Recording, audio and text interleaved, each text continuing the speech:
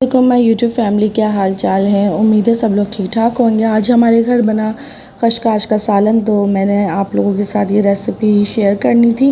तो मैंने यहाँ पर ली 1.5 पाव खशकाश, जिसको मैंने पूरी रात भिगो रखा था। आधा किलो जितनी हमारे पास प्याज थी और 1.5 पाव जितना टमाटर का पेस्ट था, अदरक लहसुन का पेस्ट था, नमक, मिर्ची, हल्दी, दही, ठीक है। और एक हरी मिर्ची ले ली थी हमने सिर्फ इसके अंदर, ठीक है। अब हम खशकाश को और दही को 2 चम्मच जितनी हम दही लेंगे, इसको हम ब्लेंडर में पीस लेंगे अच्छे तरीके से।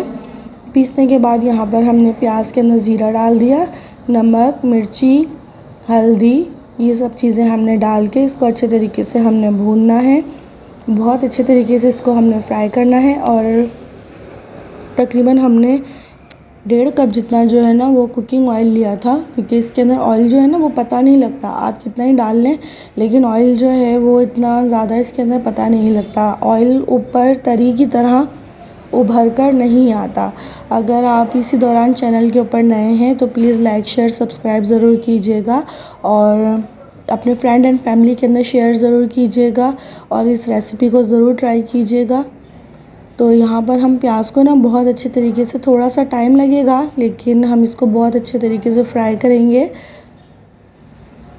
हमने पेस्ट बना के रखा हुआ है 2 चम्मच दही, 1.5 पाव खशकाश का हमने पेस्ट बना के रखा हुआ था, ठीक है। अब वो पेस्ट को हम इसके अंदर जब डालेंगे तो फिर उसके बाद फिर हम इसकी और ज़्यादा भुनाई करेंगे, क्योंकि उसको कच्चा नहीं रहने देना।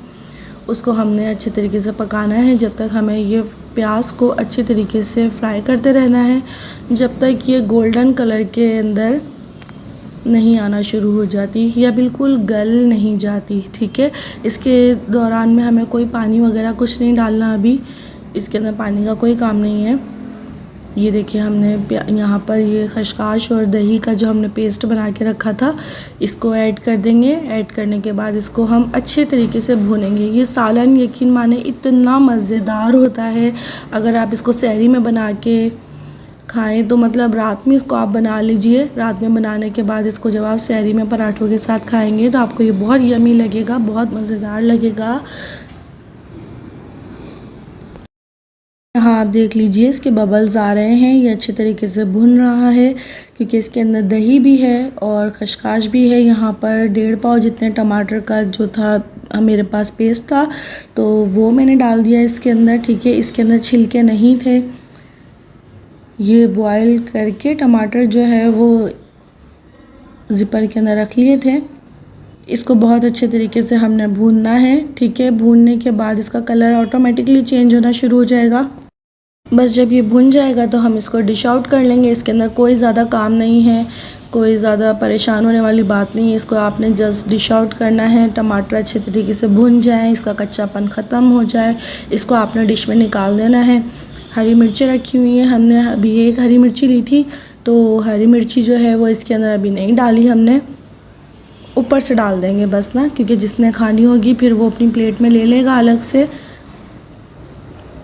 ध्यान रहे कि जो हमने कुकिंग ऑयल जो हमने डाला होता है ना तो वो इसके अंदर ऊपर की तरफ नहीं आता, वो बिल्कुल इसके अंदर सेपरेट सेपरेट सा नज़र आएगा ज़रूर, लेकिन जो एक तरी बन जाती है वो तरी नहीं बनेगी इसके अंदर। अभी अच्छे तरीके से भून रहा है, अब ये तकरीबन तैयारी की तरफ है, इसको आपने चलाते रहना है। अगर वीडियो पसंद आई हो तो प्लीज़ इसको लाइक, शेयर, सब्सक्राइब ज़रूर कीजिएगा। और आपका बहुत बहुत शुक्रिया कि आपने टाइम निकाल के मेरी वीडियो को वॉच किया। और यहाँ पे कुछ इस तरह से इसका चेहरा आएगा। इसको हमने डिश आउट कर लिया।